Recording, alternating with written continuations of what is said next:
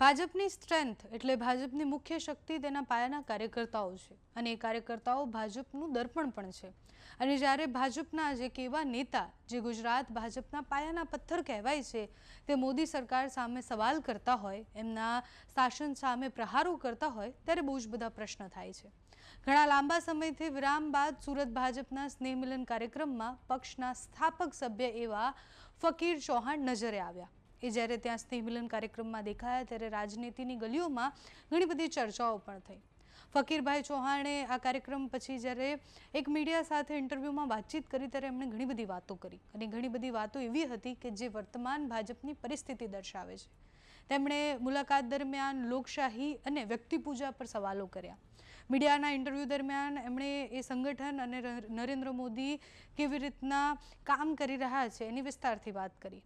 વાસ્તવિકમાં જનતાના પાયાના પ્રશ્નો નથી ઉકેલાતા અને જે અમુક કાર્યકર્તાઓ અને અમુક નેતા છે એ જ ચહેરા જે છે એ દેખાયા કરે છે એ વિષય પર એમણે પ્રહારો કર્યા।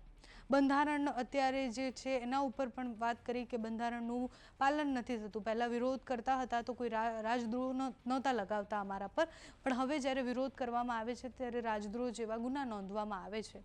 અગાઉના સમયની વાત કરી, લોકશાહીની વાત કરી, તો એમણે શું વાત કરી છે મીડિયાના ઇન્ટરવ્યૂમાં એની વિસ્તારથી પહેલાં વાત કરીશું। તેમણે મીડિયા ઇન્ટરવ્યૂમાં કહ્યું કે અત્યારે મીડિયા અને સંગઠન દ્વારા નરેન્દ્ર મોદીનો એવો આભાસ ઊભો કરવામાં આવ્યો છે કે જાણે બધું શ્રેષ્ઠ જ છે, પરંતુ વાસ્તવિકતામાં જનતાના પાયાના પ્રશ્ન અને પ્રશ્ન એ થાય છે કે જે પક્ષના વરિષ્ઠ કાર્યકર્તાઓ એ ભારે ઉપેક્ષા કરી રહ્યા છે।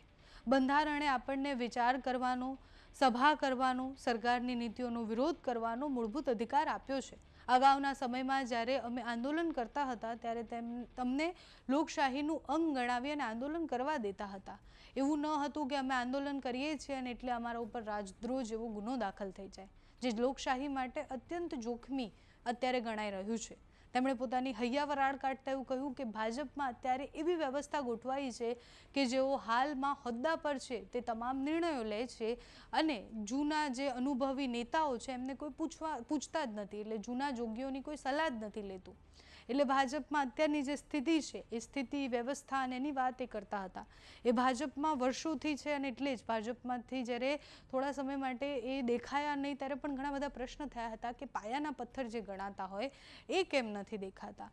એ ના દેખાવાના પણ અનેક કારણો હોઈ શકે છે। આ ઇન્ટરવ્યૂ જ્યારે એમણે આપ્યું ત્યારે બહુ જ બધી બીજી વાતો પણ કરી કે કેવી રીતના ભાજપના ઉપદેશો પહેલાં શું હતા અને અત્યારે સંગઠનની પરિસ્થિતિ શું છે, એટલે જૂના અનુભવો પણ એમને કહ્યા। એમણે એવું પણ કહ્યું કે જૂના જોગીઓની સલાહની કોઈને જરૂર જ નથી લાગતી ભાજપમાં, અને એમ પણ આપણે છેલ્લા કેટલાય સમયથી ભાજપના ડખા જોઈએ છે, આંતરિક વિખવાદ જોઈએ છે। બીજા પક્ષથી આવેલા નેતાઓને મંત્રી બનાવવામાં આવે છે, પાયાના કાર્યકર્તાઓ એનાથી નારાજ હોય છે અને ખુલીને બહાર પણ આવ્યું છે।